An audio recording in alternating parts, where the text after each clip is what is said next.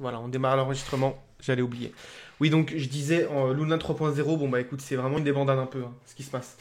Mais bon, écoutez, voilà, on en a tout vu, hein, on en a tout vu hein, dans l'écosystème. Franchement, tout ça ne m'étonne pas. Force à ceux qui ont perdu de l'argent. Nous, on a eu de la chance, on n'était pas du tout sur encore, ni à titre personnel, ni professionnel. On n'avait pas de fonds du tout. Parce que moi, de manière générale, quand les fonds sont garantis, quand le yield est garanti, généralement, j'y vais pas. Voilà. C'est une de mes. Je préfère le degen yield farming plutôt que le yield farming assuré. Parce que le yield farming assuré, tu sais jamais comment ça se termine. Plus sérieusement, je vois bien Tron avec le token TRX qui a exactement les mêmes fonds que Luna. Écoute, j'ai pas non plus suivi ce qui se passe autour de Tron. Je sais qu'ils vont pareil sortir j'ai l'impression qu'ils vont sortir un peu un token avec le même modèle que l'UST. Plus rien de m'étonne hein, de Justinson. De toute façon, Justinson, j'en ai vu des vertes et des pas mûres en 2007, 2018 et tout. Donc bon. Moi, je conseille de pas toucher à TRX et de pas toucher à Luna. De manière générale, en ce moment, de ne pas toucher à quelconque altcoin. Ça. Parce que moi, ça fait déjà des mois que je touche plus à des altcoins. Et je préconise d'autant plus de ne pas toucher à des altcoins les prochains mois. Voilà. Du coup, pourquoi? Parce que le marché est actuellement clairement très baissier. Euh, et moi, j'ai l'expérience de 2018. Personnellement, je suis arrivé en 2017 en crypto. J'avais fait pas mal de profits en 2017 comme un noob. J'ai réussi à en sécuriser une partie dans ma chance. J'avais aussi des proches autour de moi qui me disaient vends, vends, vends, t'as fait trop d'argent. Bon, bah voilà, je les ai écoutés en 2017. Sauf que j'ai racheté trop vite le dip. J'ai racheté en mars et j'ai dû racheter en octobre 2018. J'ai fait moins 50% sur ça tout le long de l'année. Et j'avais mon dernier buy, je crois 3 semaines après, Bitcoin a perdu 50%. Donc voilà, moi je sais qu'en bear market, il faut pas acheter d'altcoin. Les seules choses qu'il faut acheter en marché baissier, c'est Bitcoin et Ethereum à la limite. Et à la limite certaines ADA, si vraiment, voilà, si vous aviez acheté ADA à 1 centime par exemple, vous avez été bien. Mais, euh, mais voilà, de manière générale, c'est d'abord Bitcoin qui explose et ensuite seulement les alts. Donc vous avez toujours de toute façon le temps d'acheter des alts si quand le marché remontera. Voilà. Donc voilà, voilà pour l'introduction. Alors, moi je voulais j'ai deux trois trucs. J'étais juste en train de regarder quelque chose là actuellement. Euh, Est-ce qu'il y en a, alors question, est-ce qu'il y en a parmi vous qui croient encore au même de l'accumulation des baleines? C'est une question, hein, vraiment. Moi, j'ai arrêté de suivre ça depuis un an. C'était la première ressource par excellence que je regardais dans le passé. Maintenant, j'ai complètement arrêté parce que j'ai bien vu que ça marchait pas. Mais est-ce qu'il y en a encore parmi vous qui pensent que l'accumulation des baleines, c'est quelque chose de réel ou pas? Euh, Parce on voit bien les flots d'alcoin, euh, que les flots d'alcoin sont positifs, c'est-à-dire que beaucoup ont accumulé du Bitcoin, l'Ethereum, ce que vous voulez, et ça n'empêche pas de tout se casser que tout se casse la gueule.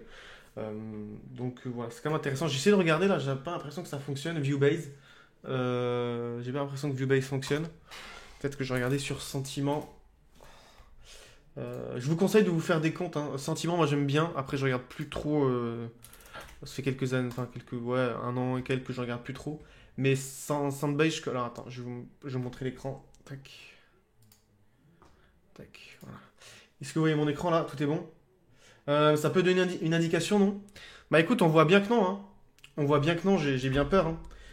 Il y en a beaucoup qui se servaient du même, les baleines accumulées sur Ethereum, pour qu'au final, Ethereum baisse. Il est à combien là? Il est à 1700 là. On me disait que les baleines accumulaient à 2200, hein. Je suis désolé, mais malheureusement, les baleines, c'est plus. Voilà. Alors, ça fait bien longtemps que j'utilise plus trop ça. Supply, outside exchanges, voilà. Ah merde, mon abonnement pro est plus valide. Ah, ok. Bah écoute, j'avais un abonnement pro, mais il a dû se terminer il y a pas longtemps. C'est pas logique parce que normalement, bah, bref.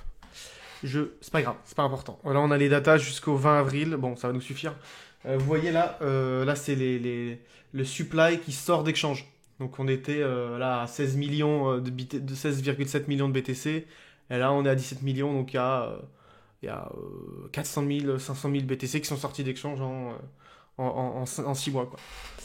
Mais on voit bien que le prix continue de dumper. Et là, je suis sûr, là, je serais pas surpris que la courbe continuerait de monter là. Ces dernières semaines. Bien que le marché descende.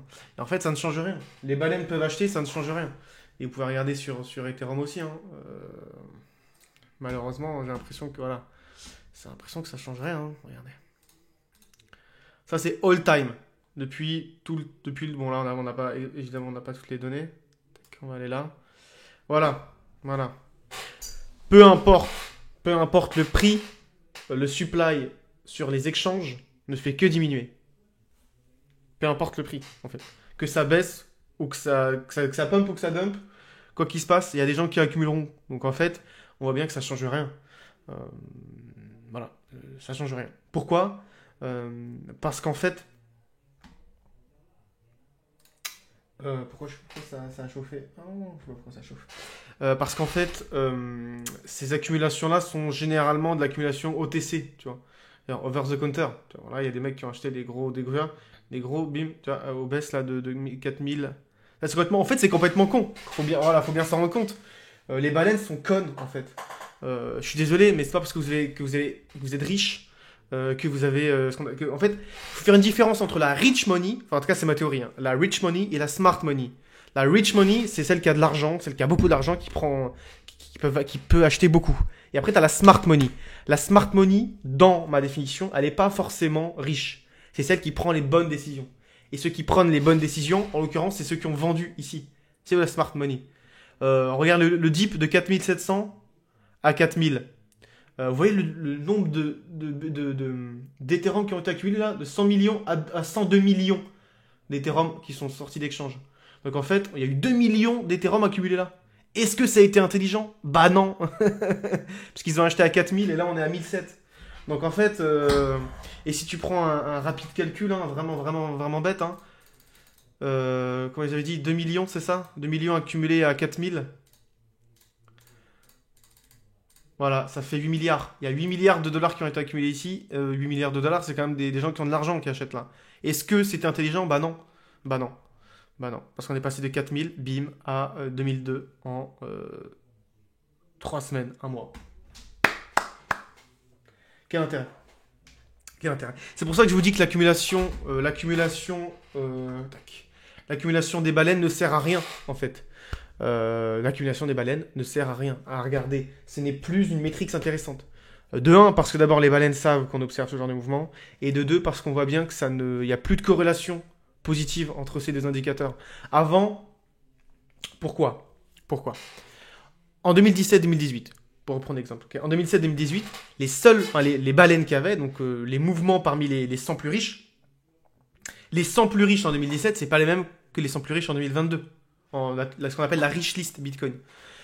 La plupart des gens qui étaient dans la rich list, donc les top holders en 2017, c'était majoritairement des retail.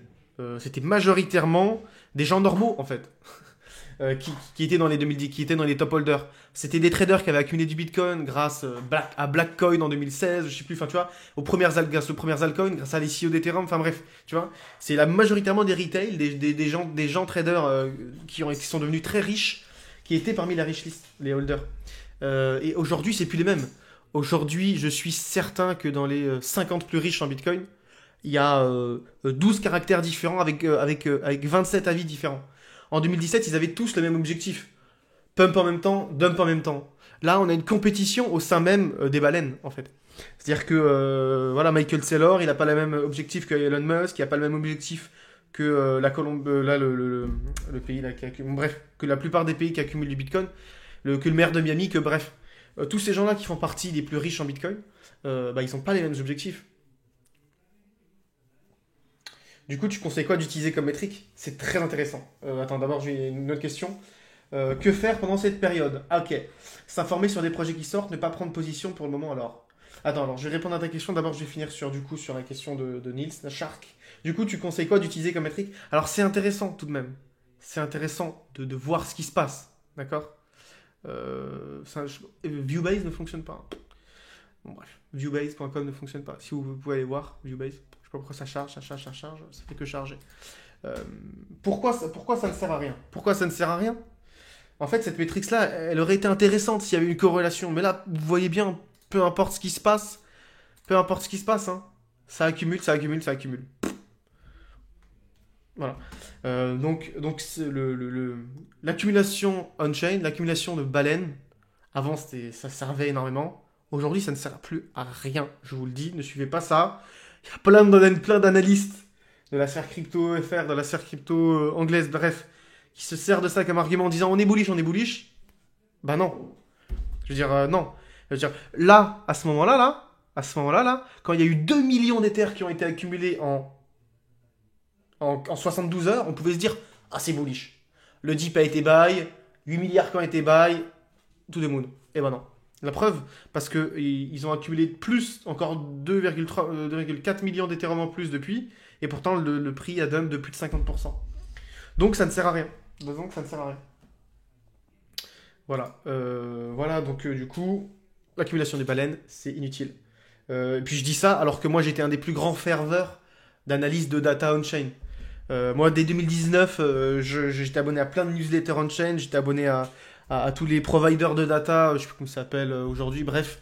Mais, et donc, du coup, Sandbase, auquel je suis encore inscrit, mais voilà. Il y a CryptoQuant, enfin voilà, tous ces Coinmetrics, bref. Tous ces sites-là, je les ai saignés. J'ai fait des formations de data analyst. Bref, j'aime beaucoup. Mais je m'en sers plus en fait. Parce que c'est plus intéressant. C'est plus relevant. Voilà, tout simplement. C'est plus intéressant dans ce monde actuel. Et pourquoi? Tout simplement parce que, comme je vous l'ai dit, les baleines savent ce qu'on fait. En plus, il y a une compétition entre les baleines. Donc en fait, il y a une baleine qui peut dump et l'autre qui peut buy. Et au final, ça fausse la rich list. Bref, c'est plus intéressant. Ce qui drive le marché, c'est l'accumulation retail spot. Voilà.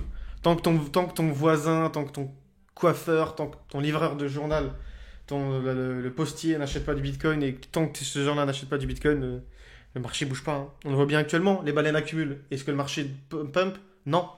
Est-ce que les baleines vont continuer d'accumuler cette année? Oui. Est-ce que le marché va s'en remettre pour autant? Non. Voilà.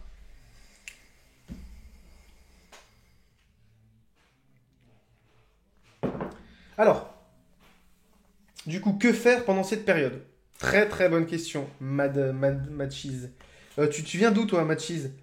Twitter, Insta, Discord? Parce que j'ai publié le lien un peu partout, je vais les regarder. Parce que là on est 21 spectateurs, salut à tous d'ailleurs, merci. Premier live, Twitch. Comment vous aimez le décor, les overlays? Vous aimez bien? Merci à Nils qui nous a fait les overlays. Voilà, on en a pas mal d'autres, hein, mais bon, bref. C'est. Voilà. Du coup. Que faire pendant cette période? S'informer sur des projets qui sortent? Ne pas prendre position pour le moment? Salut! C'est quoi ces smileys là? C'est drôle ça? J'ai jamais vu ces smileys. Bref. Du coup. Je suis un boomer hein, sur Twitch. Hein. Je dis ça, c'est le premier live, c'est le premier stream que je fais, et je ne suis jamais allé sur Twitch auparavant. C'est-à-dire que je n'ai jamais regardé de stream. Donc moi j'ai commencé Twitch parce que je trouvais ça cool, mais je suis un boomer sur Twitch. Hein. Genre, voilà. C'est la première fois que je fais un live.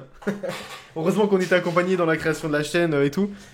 Parce que là, merde, trop cool les décors. Bah écoute, je te remercie. On en a plein d'autres, tu verras. On a ça quand je serai avec Rémi. Alpha Talk, c'est le show qu'on va mettre en place. Ah, t'as celui où il y a mon écran. Et bref. Et t'as l'intro aussi. Voilà, tac. Bref. Je vous remercie. Donc, du coup, que faire pendant cette période? Alors, moi, qu'est-ce que je fais? Moi, j'attends. Ah ouais. Alors, Insta, Twitter et tout, ok, super cool. J'ai pris l'abonnement pendant 5 mois, mais je stoppe car étant étudiant, ok, je ne pouvais plus trop me le permettre, mais je reviens fort promis. Bah écoute, ça fait plaisir. Ça fait plaisir. Et ouais, c'est sûr que si t'es étudiant, je peux comprendre, il y a des priorités, surtout les études de manière générale. Les études, c'est la priorité pour. Ça devrait l'être d'ailleurs, pour tout le monde.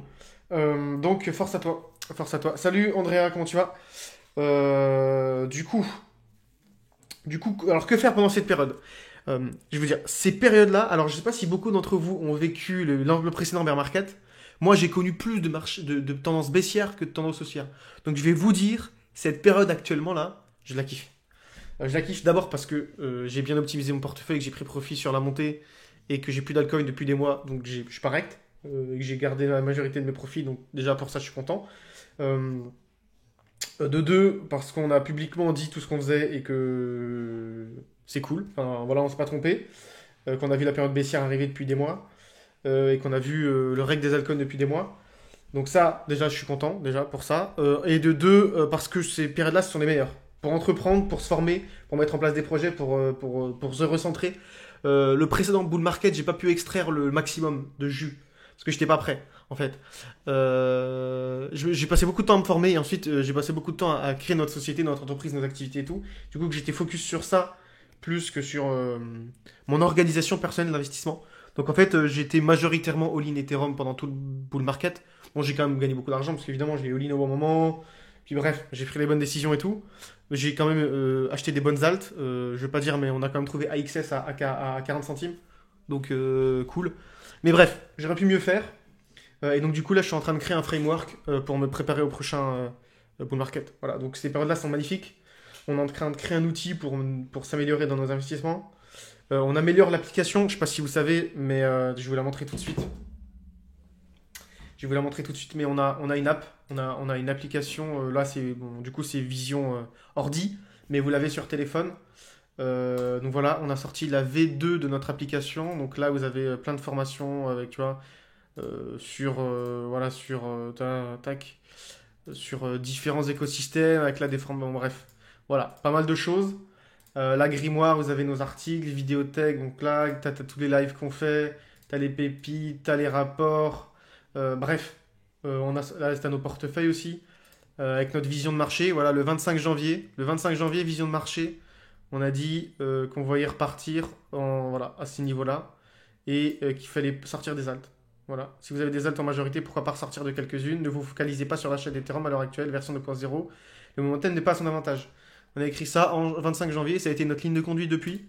Donc 5 mois après, on est toujours bien. Là, vous avez par exemple barre de recherche, tu vois, ça c'est une application qu'on a développée. Bref. Et du coup, on a sorti la V2 hier. Et on est assez content de ce qui se passe. Et on va instaurer un learn to earn dans cette application. Bref, beaucoup de choses. Donc ces périodes-là, c'est la meilleure pour vous créer par exemple un Notion avec toutes vos recherches, vos articles, bref, beaucoup lire, suivre des projets. Suivre des projets et créer votre suivi de projets pour regarder lesquels sont intéressants pendant le prochain bull. Bref, c'est le moment le plus important. Mais ça ne veut pas dire qu'il faut se placer. Du coup, que faire pendant cette période?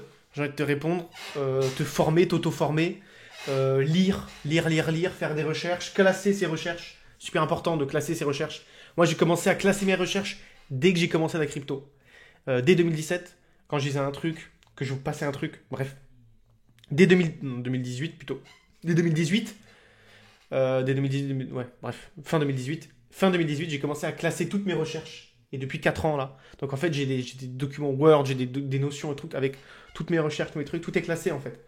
Et ça, c'est un truc super important, classer ses recherches. Classer ses recherches. Donc du coup, lire, classer ses recherches, s'auto-former, suivre des projets. Comment tu classes tes recherches? Moi, j'utilise Notion, Google Doc et Excel. Ça dépend le type de data que j'ai envie de classer. Sinon, j'écris ce que j'apprends, j'écris ce que je lis, j'écris ce que je... Voilà. Le truc que je conseille, c'est faire ça. Ensuite, que faire pendant ces périodes? Donc, tout ça. S'informer sur les projets qui sortent, oui, impérativement. Si j'ai pu trouver AXS, attends, je vais vous montrer... comment je peux vous montrer ça? Faut que je vous montre. Alors, tac. J'ai trouvé AXS en... Je vais vous montrer la preuve d'ailleurs qu'on l'a trouvé. C'est toujours intéressant d'avoir des preuves. Donc ouais, il faut trouver les prochaines pépites. D'accord? Trouver les prochaines pépites. Et se préparer à les acheter. Alors, elle est où là? Tac. Hop. Voilà. Tac, vous voyez là. Vous voyez là, moi j'ai un onglet historique d'investissement, voilà, qui a tous mes historiques d'investissement de l'année 2020-2021. La AXS, on l'a publié. Ça, c'est nos anciens cryptopolitains, voilà, c'était nos anciens branding. 24 millions de capitalisation. 24 millions de capitalisation. Ça, c'est une preuve, voilà, 1,12. On dit, on présente une fiche, on dit on l'achète, on dit pourquoi on l'achète. Et voilà, bim. On a trouvé Ultra aussi, hein. Ultra à 5 centimes. Je sais plus, je vais vous montrer ça encore. Tac.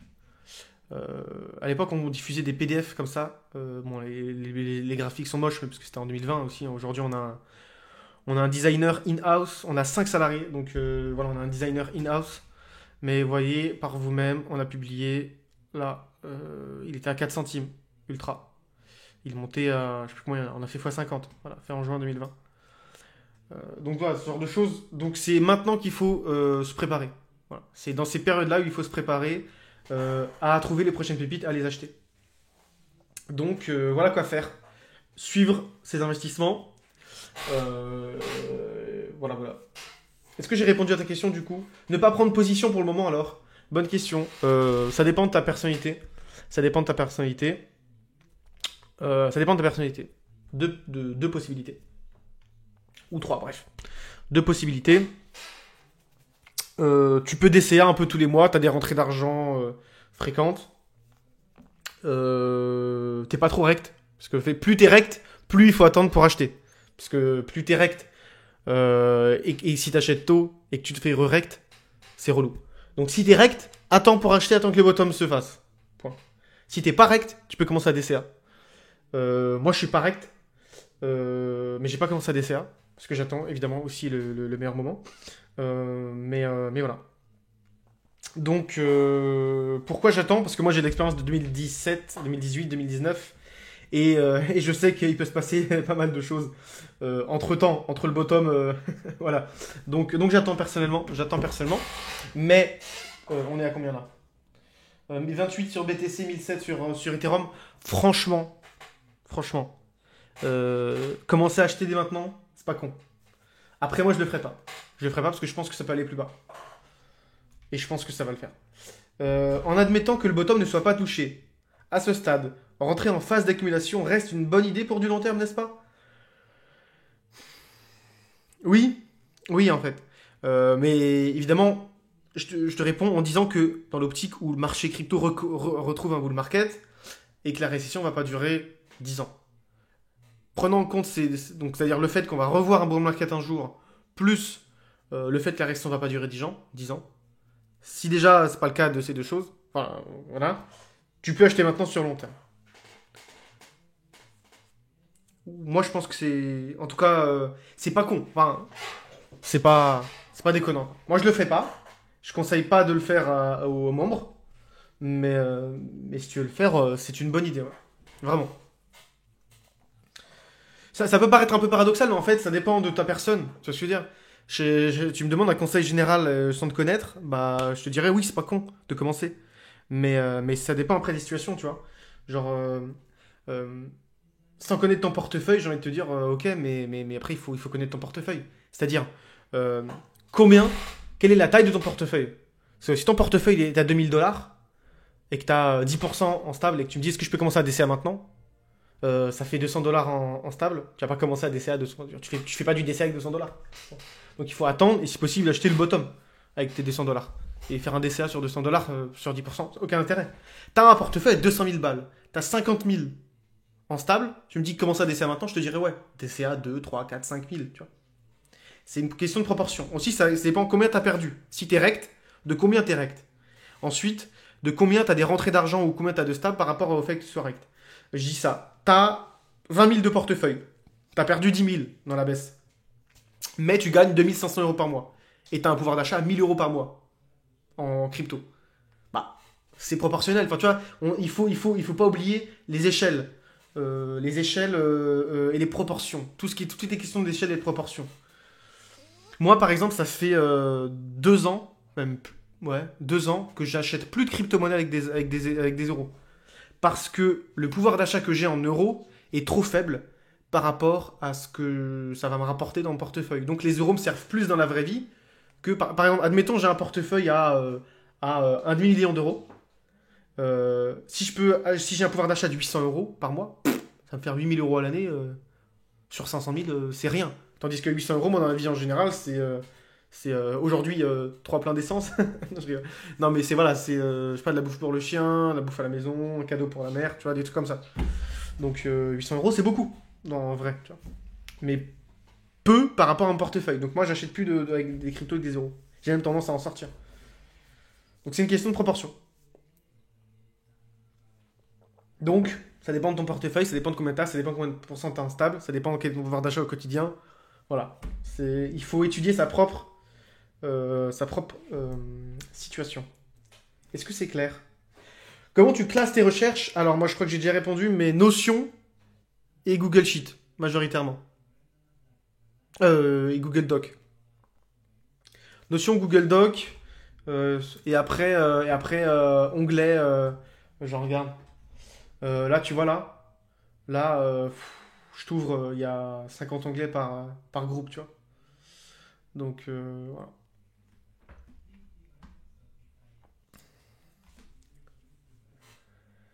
Mais voilà, tous les jours, j'ai une routine où je classe mes faves, je classe mes articles que j'ai mis de côté, je classe les trucs, et puis tac, tac, tac. Euh, alors, petit Vic. En perso, en ce moment, je farm beaucoup les whitelists sur les projets NFT, ok, pour les vendre. Euh, pour les vendre et me débloquer des fonds pour acheter quand sera le moment. Bah écoute, c'est une bonne idée. C'est une bonne idée, en effet, c'est l'équivalent des airdrops du précédent bear market. Donc ouais, pourquoi pas. Je vous conseille quand même d'aller farmer les airdrops. Hein. Surtout les R2 et tout, important. Donc du coup, Racouche, salut. DCA 100 balles par mois de crypto égale, point d'interrogation. Débutant complet, j'ai zéro crypto. Alors débutant complet, j'ai zéro crypto. Évidemment, DCA 100 balles par mois, c'est intéressant. Après moi, personnellement, je ne suis pas partisan du DCA. Enfin, si. Mais il y a des périodes pour le faire. Genre DCA 2021, c'était pas une bonne idée. DCA en 2020, c'était une bonne idée. DCA en 2022, c'est peut-être pas une bonne idée, on ne sait pas encore. DCA en 2023, ça se trouve, ce serait une bonne idée. Tu vois ou pas? Ça dépend. Parce que si le prix continue de dump, bah, tu vas pas DCA et de prendre moins 50% sur tes premiers achats, c'est complètement con. Donc il faut. Je pense que le DCA, il faut le faire stratégiquement, pas trop vite, enfin pas trop rapidement dans la tendance baissière, pas trop tardivement non plus, parce que tu vas rater la hausse. Tu vas rater le début de la hausse. Mais pour moi, un DCA, ça s'effectue de manière stratégique sur une période donnée. Voilà. Pas à l'aveugle. Alors, sauf si t'es un bon père de famille, t'as pas le temps de suivre la crypto, t'as la flemme, ça t'intéresse pas, XX, DCA tous les mois, c'est intéressant. Mais à partir du moment où vous êtes sur un stream Twitch un samedi soir, que vous êtes sur les réseaux, que vous êtes XXX, je pourrais pas te conseiller de faire du DCA par mois. Alors voilà. Du coup, on en vient à ce problème. Comment tu repères le bon moment? Si tu sais pas le repérer, que t'as pas le réseau, que t'as pas les méthodes, que t'as pas les connaissances, que t'as pas les relations, t'as pas un mentor pour t'aider à repérer les bons moments, bah le DCA à mon père de famille, c'est une bonne idée. Début 2021, il y avait quand même un ETH à 700 en janvier, mais là c'était intéressant. Ouais, bien sûr, mais tu prends une petite partie pour la majorité de 2021, c'était pas intéressant de DCA. Ou alors, il aurait fallu vendre. En effet, tu DCA à 700, c'est bien, mais qui dit qu'on va pas retourner à 700 là, en 2022? Donc quel intérêt en fait de DCA si t'as pas vendu?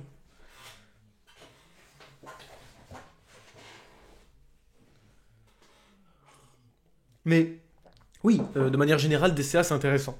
Après, moi je vous dis, par rapport à moi, je sais pas forcément ce que je conseille. Moi je vais DCA, mais de manière assez agressive et sur une période donnée précise. Donc je vais essayer d'attendre les bottoms, je vais essayer d'attendre soit plus de clarté macro, enfin bref. Voilà. Moi j'attends et quand ce sera le bon moment, je commencerai mon DCA agressif. Alors, Cette période de baisse devrait durer combien de temps selon toi? Récession économique, guerre, on n'est pas sorti de cette période. Eh bien écoute, bonne question. On va aller tout de suite sur tac. Voilà un tweet que j'avais gardé tout à l'heure, que j'ai vu. Bon. Voilà. Là, c'est les différents cycles. Là, il me semble, c'est le cycle de 2015, celui de 2017 et là 2022, en vert. Admettons que c'était le top, qu'on n'est pas en super cycle, qu'on n'est pas en triple bulle, qu'on n'est pas X. Voilà, c'est ce que je pense aussi. Mais qu'on est sur le top là. Ici, c'est le top. Ici, c'est le top. Ici, c'est le top. Ok? Donc, on va suivre le même trajet. Donc, période de dump intensif, période de mort cérébrale, période de dump intensif, période de mort cérébrale, reprise. Évidemment, tous les gens qui vont croire que c'est pas une reprise. Bim, bim, bim, et reprise. Voilà. Logiquement, si on suit le même schéma que les précédents cycles baissiers, on bottom un an après le top. Donc, début décembre 2022. Voilà. Donc, dans 7 mois. Dans 7 mois, on a fait le bottom. Ensuite, on est là. D'accord? On arrive là. Ensuite, il faudra remonter et à voir si on suit le même schéma ou pas. Mais c'était assez horrible. Hein. Enfin, moi, j'ai vécu ça en holdant du A à Z, hein, évidemment. Pas fait la même erreur en 2020, mais voilà. C'est-à-dire que j'ai vécu la hausse. Bon, là, j'ai vendu aussi un peu, comme je dis, j'ai racheté là, et puis ça dump derrière. Mais bref.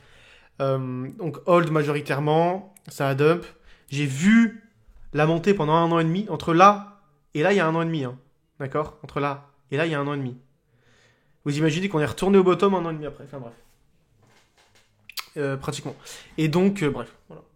Donc, si on suit le même schéma, sur le principe, il y a au moins 1 an et demi il se passe rien avant de commencer à reprendre. Voilà. Ça dépendra du macro, ça dépendra de tout ça, mais en plus, c'est vrai qu'en ce moment, il y a le combat de l'inflation des États-Unis. Alors, en plus du fait qu'ils font qu'ils haussent les taux directeurs, donc qui rendent l'argent plus cher, en plus de ça, ils font du quantitative tightening, c'est-à-dire qu'ils retirent du supply de dollars. Donc, ils retirent 1 million de dollars par jour du supply total. Donc, alors, je fais souvent une comparaison pour vous aider à comprendre qu'est-ce qui se passe sur les marchés à la Fed. Période post-Covid, avec imprimante à billets. Vous êtes à la Fnac, vous avez un budget de 100 000 balles et vous avez 10 minutes. Et je vous dis, t'as un budget de 100 000 balles, t'as 10 minutes, fonce, ramène le plus d'items possible pour arriver aux 100 000 balles. Donc, évidemment, t'as 10 minutes et en plus de ça, t'as énormément d'argent. Tu vas prendre 12 PS4, 20 trottinettes électriques, des trucs dont t'as pas besoin. Ce qui est logique. Donc, tu vas acheter plus que ce que tu n'as besoin. Et tu vas pas prendre le temps de compter parce que tu as 10 minutes et que donc voilà. La situation en 2022, t'as 1 heure, mais t'as plus que 1000 balles. Et du coup, qu'est-ce que tu vas faire? Tu vas prendre plus ton temps avant de choisir ce que tu vas prendre. Tu vas prendre vraiment ce que tu as besoin. Et tu vas prendre vraiment ce que tu as besoin parce que tu as un budget que de 1000 euros. Donc en fait, tu vas pas prendre 12 trottinettes électriques. Tu vas peut-être en prendre une et tu as peut-être le temps de choisir le modèle. Donc en fait, c'est un peu ce qui se passe. Donc, situation 1, tu as trop d'argent et tu sais pas quoi en foutre et il faut le placer. Donc tu le places un peu n'importe où. Donc du coup, ça booste les marchés à risque comme la crypto. Et situation 2, l'argent est plus cher et il y en a moins. Donc du coup, tu prends plus le temps de voir où tu mets tes sous et généralement, tu le mets en épargne. Parce que tu as peur de te faire licencier. Parce que voilà. Donc c'est un peu l'idée de ce qui se passe en ce moment. Je pense que cette comparaison est assez compréhensible.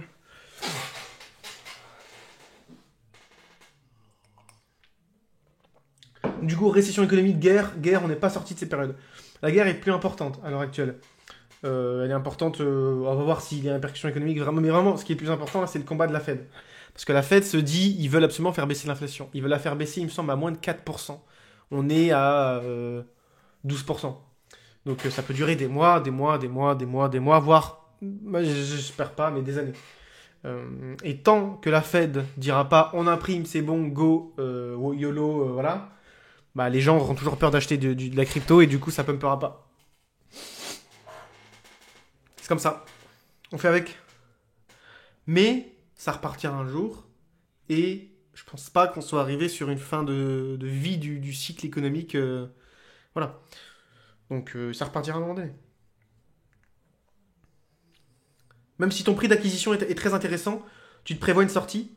Bah moi j'ai acheté Bitcoin à 10 000 et Ethereum à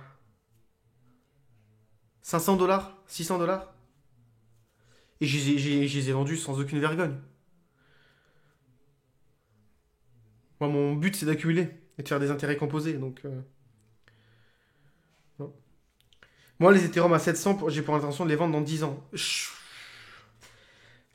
Personnellement je trouve pas que ce soit une stratégie. Info Echo, qui c'est?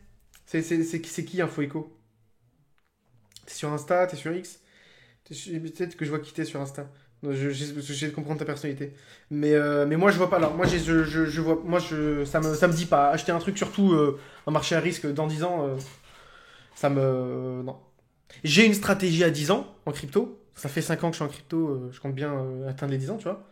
Mais j'ai une stratégie d'investissement à 10 ans. Mais c'est pas pour ça que je hold 10 ans. C'est d'optimiser. Tu vois ce que je veux dire? Dans cette période donnée. Je préfère optimiser et info sur oui sur Insta. Ok, je vois quitter. C'est le même compte que t'as? Ou c'est Bourse ton compte? Bourse Essentielle, c'est pas toi? Non, Info Eco. Ok, je vois quitter. Ah, t'as 25K putain sur. Ok, je vois très bien quitter. On s'est suivi il y a pas longtemps, hein, il me semble. Bon alors, du coup moi personnellement, ok, moi du coup je comprends un peu mieux. Mais bah voilà, toi tu fais d'autres placements déjà, et puis en plus t'as peut-être pas la même personnalité. Moi je n'holde pas pendant 10 ans. Euh, je peux pas en tout cas. Puis j'ai pas un assez gros portefeuille pour, enfin j'aurais des dizaines de millions, voire même un peu moins, tu vois ce que je veux dire. Mais j'aurais beaucoup d'argent, ça me dérangerait pas de hold. Mais j'ai pas les moyens de hold 10 ans. Tu vois. Et puis j'ai que ça en plus, j'ai que la crypto. Enfin j'ai des montres, tu vois, j'ai des trois trucs, j'ai un peu comment dire, d'or, d'argent. Mais majorité c'est crypto. Donc du coup je fais attention. Et je ne place majoritairement pas mes stablecoins sur du yield farming. Notamment pour ce qui est arrivé à cause d'encore. D'ailleurs, je travaille aussi dans la crypto chez Walsio, tu connais. Mais c'est pas vrai. Tu t'es chez Walsio et t'as un compte Insta, c'est cool. Tu fais quoi chez Walsio? On les a interviewés il y a 2 ans dans l'école crypto. Ouais. Donc, ouais, j'y connais, bien sûr. Donc voilà un peu l'idée pour les questions. Du coup, est-ce qu'on, je pensais à vous présenter deux trois trucs. Euh, Voir s'il y a des trucs intéressants. Je me dis qu'à chaque fois qu'on va faire un live Twitch, je vais vous présenter deux trois outils sympas. Où sont placés mes stablecoins? Cold Wallet, Ledger. Tu vois? Ils sont dans Ledger. Je vois rien. Là, j'ai deux Ledger déjà là. Tac. Merde. J'ai deux Ledger là. J'en ai encore deux là. Bref, c'est Cold Wallet, Cold Wallet, Cold Wallet. J'ai un peu sur MetaMask évidemment. Mais voilà. J'attends.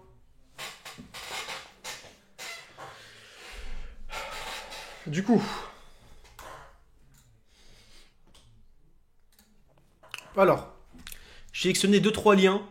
Ok. Je pourrais pas forcément les présenter en détail. Alors ça m'a fait rire. J'ai trop envie qu'on le regarde ensemble. Ça s'est passé il y a une semaine. Un projet NFT. C'était c'était un space sur Twitter. Et voilà, ça c'est le mec. Il s'appelle, je sais plus comment il s'appelle, Goblin Town. Red bottle, 69 bottles. 69, okay. Cold, was that you? Okay, Cold, get. C'est n'importe quoi. Okay, great. Okay, does anybody have any diet restrictions? No one's keto? Peanut butter. Okay. Allergic to roadmap. Voilà, ça c'est l'état du marché des NFT en 2022. Très très drôle, ça m'a fait rire, je l'ai partagé. Du coup, c'est quoi l'intérêt de plusieurs ledgers? Déjà de ne pas avoir ses fonds au même endroit. Déjà, c'est une bonne raison. Peanut butter. C'est trop marrant. Allez voir goblintown.eth, je crois qu'il s'appelle. Goblin Town, et les mecs qui font. C'est trop drôle. Alors, premier outil sympa, Mon Pèlerin. Mon Pèlerin, bon, évidemment, je vous incite pas, c'est pas un conseil d'investissement, c'est pas un conseil légal et tout, bref, faites ce que vous voulez. Mais avec l'État qui sont en train de plus en plus d'observer ce qu'on fait, de nous obliger, bref, c'est un peu relou. Ça, c'est une plateforme qui nous permet d'acheter par carte bancaire ou par virement, c'est pas, d'acheter des crypto-monnaies sans KYC. Voilà. C'est du P2P, un peu comme le cas de Bitcoin, mais là, c'est la plateforme, voilà. Et du coup, ça vous permet d'acheter du Bitcoin sans KYC. Et pas que du Bitcoin, voilà, et tout ça. Et sans KYC, c'est intéressant, parce que du coup, vous n'êtes pas tracé par les gouvernements. Voilà. Et vous pouvez même instaurer ça sur un site, ils ont un plugin, enfin, bref, c'est vraiment cool. Voilà. Next. Alors, du coup, Paper. Ils ont le Monero. C'est une très bonne question, à mon avis, ça m'étonnerait. Non, mais regarde, tu achètes du BTC, tu vas sur Torchain, et ensuite tu peux swap Torchain sur une autre chain. Tu peux swap BTC sur une autre chain. Il y a des swaps interchain, et donc du coup tu peux swap du Bitcoin contre du Monero en décentralisé. Donc c'est le meilleur moyen d'être le plus anonyme possible. Donc mtpèlerin.com. Ça, ils ont levé 9,3 millions avec Electric Capital, je sais pas si vous connaissez, un des plus gros fonds d'investissement crypto du monde. C'est une plateforme qui permet de faciliter l'achat de NFT pour des projets NFT. Et en fait, tu peux l'acheter par carte de crédit, tout ça, c'est cool. End-to-end commerce for NFTs. Pour ceux qui veulent monétiser leur NFT, leur projet et tout, c'est grave user-friendly. Ça évite à beaucoup d'aller sur OpenSea, sur X, bref.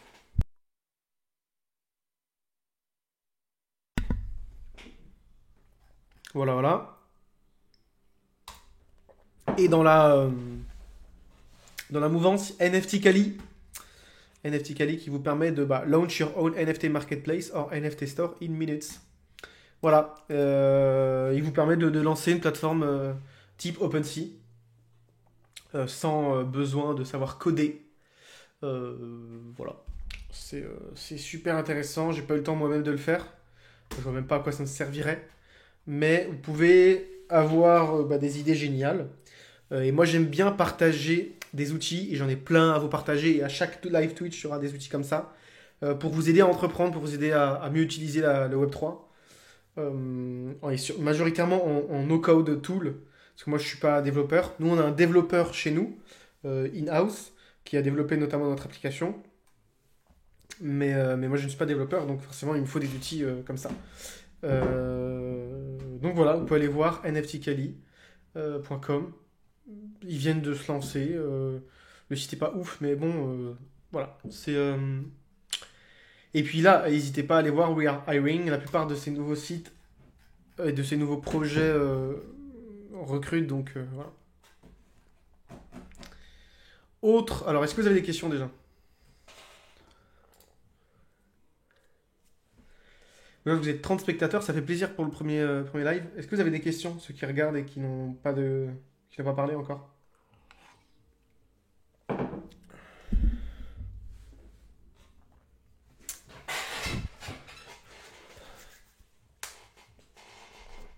Oh, c'est bon.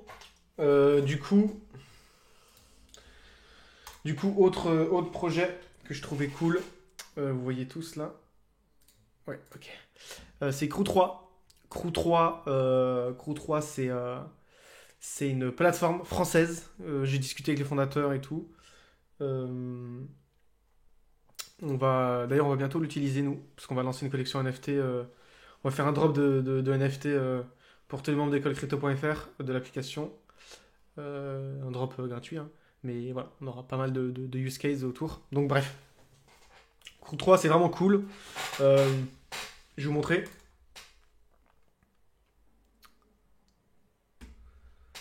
En fait, ça permet au projet voilà, de lancer des quêtes, juste comme ça. De lancer des quêtes. Ah, attends. Enfin, il n'y en a pas un. De lancer des quêtes et de récupérer des points et tout.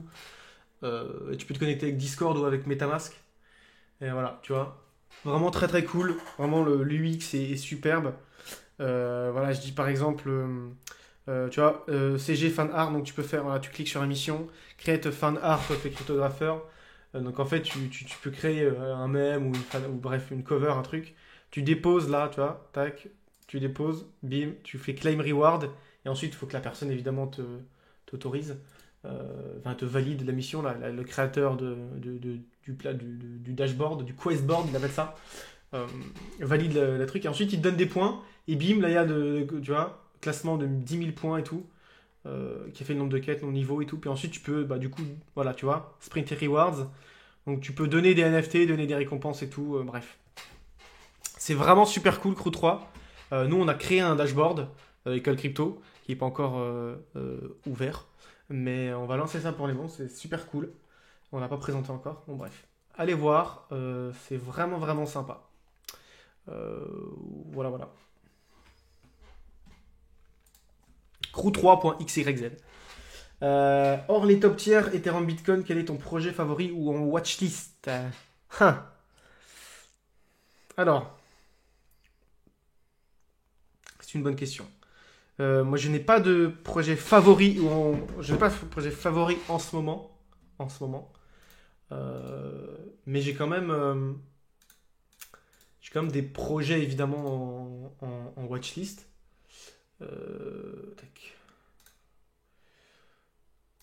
Moi, j'ai du coup un Notion. J'ai un Notion. Je répertorie tous les projets que j'aime bien.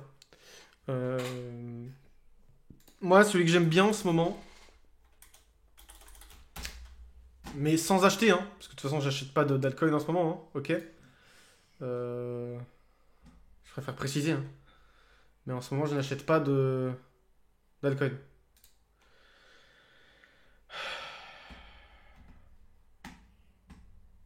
Maintenant que j'aime bien, c'est celui-là. Triverse. Triverse, c'est un play to earn.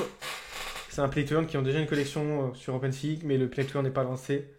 Ouais, et là, la petite photo. Pour les anciens, moi j'ai 27 ans. Mais je pense que beaucoup, voilà. Sans vous faire de dessin, beaucoup retrouveront des designs qui leur sont chers de par Dofus. Voilà. Et donc c'est un play to earn joli. Et c'est un Dofus-like en play to earn. Donc en fait, voilà, le jeu sort, j'arrête tout. J'arrête tout et je me fais un salaire sur Triverse. Ils ont déjà une collection NFT. Vous pouvez acheter, il me semble, différents items des caractères, des plots, bref. Donc c'est cool. Moi, j'ai pas vraiment de projet en ce moment auquel j'achèterais. Autre projet que j'aime bien, que je supporte grave. Je vais vous montrer. Un projet français que j'aime beaucoup. Tac.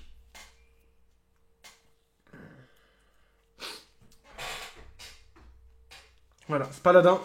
Paladin vote, Paladin protocole. Excuse-moi, j'ai un truc dans l'œil. Paladin protocole, c'est du coup, c'est quoi Paladin protocole? C'est un projet de méta-gouvernance. Alors, vous savez qu'il y a des protocoles DeFi. Ah, salut la cause crypto. Comment tu vas? Est-ce qu'on se connaît? Je vois que tu as lié ton compte Twitter. Oh non, je sais pas ce que. La cause. Ok, tac. Ok. Bref, salut. Je vois que tu as un emoticône spécial. Je suis un boomer sur Twitch. Voilà, je sais pas pourquoi tu as une couronne à côté de ton pseudo. Donc du coup, il me semble, ça se trouve, c'est t'es quelqu'un d'important, j'en sais rien. Bon, ça fait 40 minutes qu'on parle. Alors, il faut savoir que les rediffs de live Twitch sont sur YouTube. Vont être sur YouTube. vu que c'est le premier aujourd'hui. Les prochaines seront sur YouTube, évidemment, et celle-ci. Parce que voilà, hyper important, parce qu'on dit plein de trucs importants et plein de trucs intéressants, donc forcément il y aura des rediffs. Donc, Paladin Protocol, c'est de la métagouvernance. Qu'est-ce que la métagouvernance? En fait, vous n'êtes pas sans savoir donc que Uniswap, Maker, Aave, bref, pas mal de projets ont ce qu'on appelle des DAO. Et en fait, les tokens de leur DApp, les tokens de leur projet, vous permettent d'accéder à un système de vote et de propositions pour mettre en place des améliorations dans le protocole et dans la communauté, bref. Et donc du coup, un token est égal à un vote, et donc ceux qui ont plus de tokens ont plus de pouvoir de vote. Et donc du coup, ce qui fait que généralement ceux qui ont plus de tokens, ils votent des décisions qui vont aller dans leur sens, donc du coup qui vont les rendre plus riches, ce qui est logique. Vu que tu as plus de tokens, tu es exposé financièrement au protocole, donc tu as intérêt à voter pour des bonnes décisions. Et en fait, le Paladin Protocol permet à des entités, parce que vous avez pas tous forcément beaucoup d'argent, ni envie d'acheter des protocoles de gouvernance, des tokens de protocole de gouvernance. Et donc du coup, grâce à Paladin, eh ben, vous pouvez emprunter de l'influence, emprunter un pouvoir de vote, et du coup faire passer des propositions qui vont dans votre sens sans devoir acheter les tokens sous-jacents, et ça c'est super intéressant. Alors évidemment les gens normaux, les gens lambda vont pas forcément en avoir besoin ni savoir comment l'utiliser, mais c'est un protocole qui a énormément d'utilité parce que la gouvernance c'est quelque chose de décentralisé, donc c'est très intéressant d'avoir accès à ce genre d'outils, voilà. Ça je sais pas, j'ai un truc dans l'œil, bref. Donc voilà, j'aime bien, moi c'est mes deux projets que je suis en ce moment. Après j'ai plein de projets, comme je dis, j'en ai plein, mais j'en ai pas acheté, donc voilà. Paladin, j'ai participé à la banding sale, j'ai vendu à 30% de gain je crois, et je suis parti. Je sais même pas comment il est aujourd'hui le token, je vais regarder. Le PAL, il est listé je sais plus sur pas mal d'exchanges. Il est à 60 centimes. Voilà. Il est listé sûrement sur Balancer, ouais, c'est ça. Ouais, leur bonne Excel était sur Balancer. Le projet de jeu avance. C'est-à-dire le projet de Triverse, là? Bah oui, ils avancent. Moi, je trouve ça cool. Enfin, moi, je trouve ça super cool.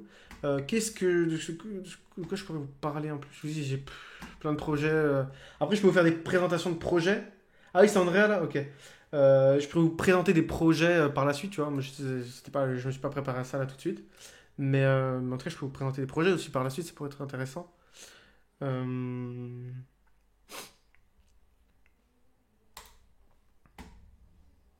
Tac. Moi, je vais rester sur. Alors, Paladin, très cool. Ouais, moi j'aime beaucoup Paladin. En plus, c'est une team made in France. Donc. Alors, il y a un truc à savoir sur les projets Made in France, c'est que pendant longtemps, ils ont été assez merdiques. Que les projets, les levées de fonds françaises étaient assez merdiques de manière générale. C'était des projets qui étaient majoritairement des money grabs, donc des projets un peu merdiques. Après, les CEO français de projets internationaux ont toujours killé. Si vous prenez Ultra CEO français, co-founder pas français, enfin un des co-founders français, l'autre co-founder pas français. Mais bon bref, ils ont tout tué ensemble sur Ultra. Paladin, Made in France, pareil. Enfin bref, les CEO, bon bref. Et donc là, on a eu aussi Dogami, bon qui est pas, enfin qui est intéressant. Moi j'ai suivi le projet, j'aime beaucoup comment ils ont mis en place le projet. Après c'est bon, apparemment c'est pas ouf, mais moi j'ai bien aimé le projet. J'ai suivi leur sale, j'ai suivi le reveal, j'ai suivi comment ils ont mis en place le jeu, le projet en général, et je kiffe. Voilà, c'est ça, les chiens qui font gagner 50 centimes. Mais bref, en tout cas, voilà, les projets français commencent à regagner de plus en plus de prestance, j'ai l'impression, et donc du coup, suivez les projets français, parce que si avant c'était nul, je sais pas, on a eu une Iris avant tout ça, des trucs que j'aimais pas personnellement. Et puis en plus, le marketing français, et bon, désormais on a quand même de bonnes firmes de marketing crypto, mais jusqu'à présent c'était souvent des scams ou des trucs qui fonctionnaient que par affiliation, donc c'était de la merde. Mais là, enfin, le projet français commence à redonner de plus en plus de prestance, et ça c'est cool, parce qu'on est très très bon en fait. On a de très bonnes universités, on a très bons développeurs, bref. Donc voilà. Très bons entrepreneurs aussi, bref. Voilà. Et nous, je précise, mais on est en France. Hein. On pourrait très bien partir. Parce qu'en fait, nous, c'est quoi? Alors, peut-être qu'il y en a qui ne nous connaissent pas. Mais nous, on a fondé écolecrypto.fr, donc du coup, qui est une application. Et un groupe Discord. Parce que voilà, c'est un complément. Et on a créé une application. On est actuellement 5 salariés. Donc, c'est une affaire qui fonctionne, quoi, tu vois. On est présent un peu sur tous les réseaux. Et on a décidé de rester en France. Parce que voilà, c'est plus intéressant, je pense. De rester en France, même si c'est chiant. Pour plein de raisons.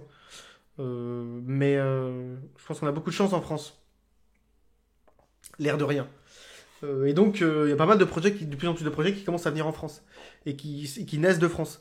Moi, j'ai observé une data qui était très intéressante. C'était la plupart des levées de fonds en 2018, 2019, 2020 étaient majoritairement aux États-Unis et en Chine, enfin en Asie, très très très peu en Europe. Et aujourd'hui, on a près d'une levée de fonds sur trois qui se passe en Europe et majoritairement Suisse, France et je sais plus quoi, Estonie. Mais en tout cas, on a de plus en plus de levées de fonds en France, enfin en francophonie, et dans ce centre névralgique de l'Europe. Donc super cool de voir cette métrique. Et donc voilà, ça prouve qu'il y a quelque chose qui change, quoi. Parce que s'il y a des fondateurs qui décident de lever des fonds et tout, et de s'établir en France, c'est pas pour rien, je pense. On a vu Binance qui a lancé Station F, là, enfin, seconde partie de Station F et tout. Enfin bon, bref, ça bouge, ça bouge.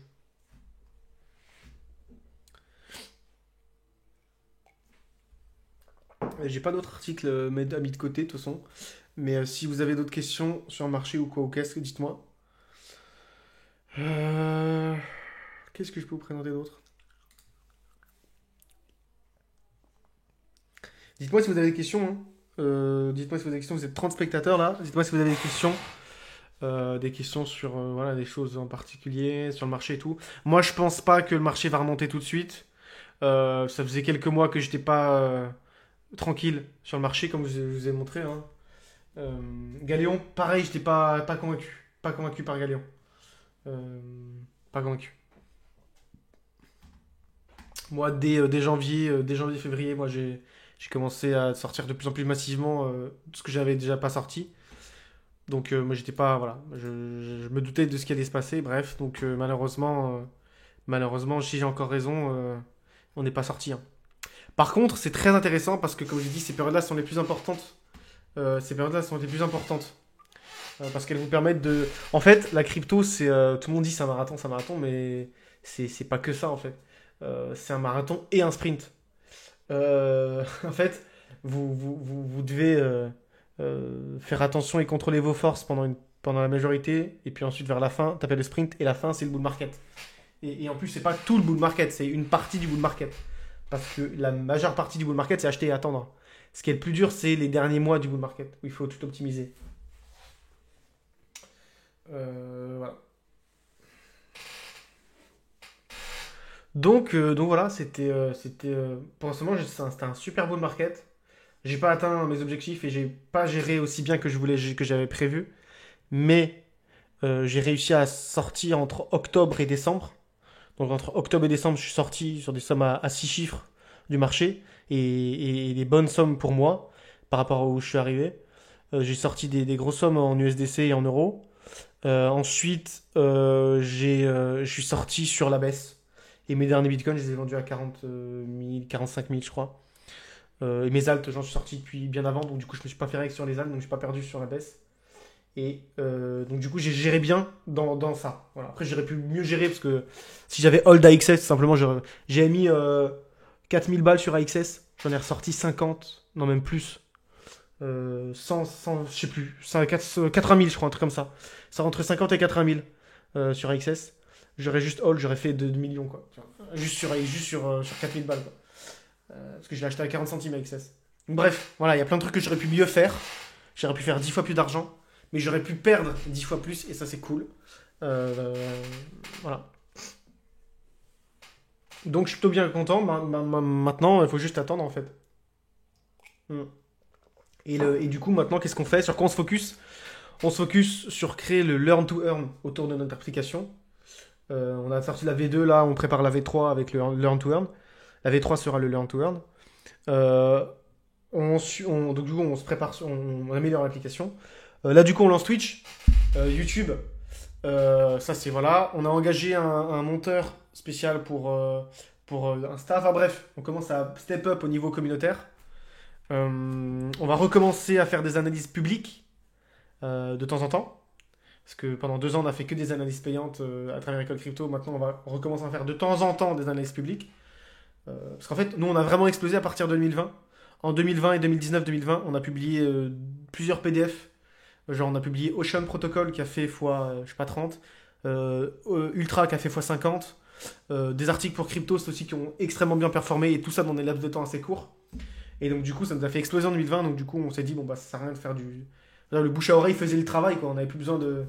Ah, mais bon, actuellement, Bear Market et tout, c'est aussi intéressant de republier de l'analyse. Ça remonte qu'on sait, voilà, qu'on n'a pas perdu la main et tout, donc ça, c'est cool. Donc, du coup, on fait de l'analyse publique. On améliore toujours le contenu sur l'application. Et les chaînes Twitch. Voilà, ça, c'est les projets. Et puis, on veut créer aussi. Donc, on va lancer une collection de NFT là, dans les prochains jours, avec des avantages et tout. Ce sera un NFT Utility qui sera offert, drop aux membres d'écolecrypto.fr. Et une DAO et tout, enfin bref, en 2023. Pour l'instant, en 2022, les challenges sont posés. Donc voilà. C'est le learn to earn. Le projet Galo, tu en penses quoi sur du long terme? Peut-être pas, aucune idée. Aucune idée. Vraiment aucune idée. Voilà, est-ce que vous avez bien aimé? Je pense qu'on va arrêter là. J'arrête d'enregistrer d'ailleurs. Ciao, merci.